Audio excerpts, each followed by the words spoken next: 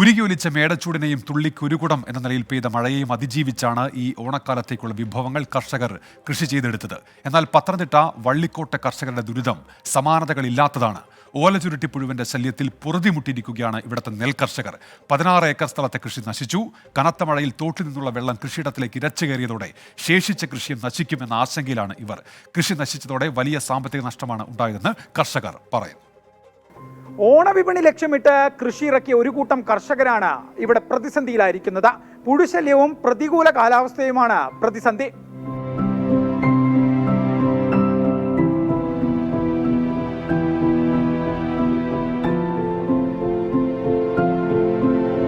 പതിനാല് കർഷകർ ചേർന്നാണ് വള്ളിക്കോട് നരിക്കുഴി ഏലായിൽ നെൽകൃഷി ഇറക്കിയത്. മിക്കവരും പാടശേഖരം പാട്ടത്തിനടുത്ത് കൃഷി ചെയ്തവർ.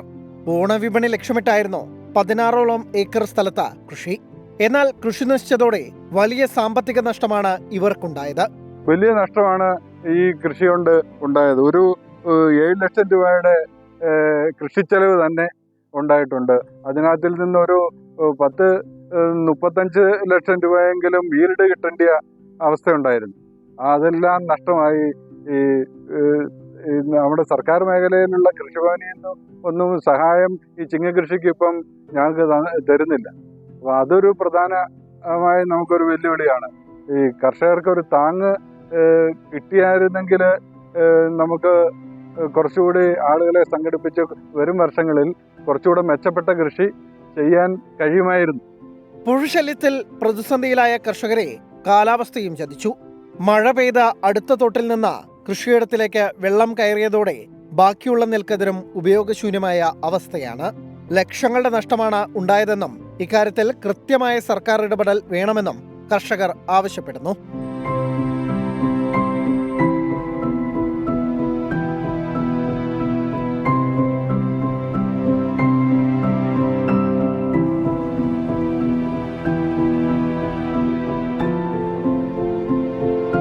കർഷകരാണ്, നമുക്ക് കൂടി വേണ്ടിയാണ് ഇവർ പാടത്തിറങ്ങുന്നത്. ഇത്തരം പ്രതിസന്ധി ഘട്ടങ്ങളിൽ ഇവരെ സഹായിക്കേണ്ട ഉത്തരവാദിത്വം ഇവിടുത്തെ സർക്കാർ സംവിധാനങ്ങൾക്കുണ്ട്. അതുണ്ടാകുമെന്ന പ്രതീക്ഷയോടെ ക്യാമറമാൻ സഞ്ജയ് ഇക്ബാലിനൊപ്പം AV ജയശങ്കർ, 24 പത്തനംതിട്ട.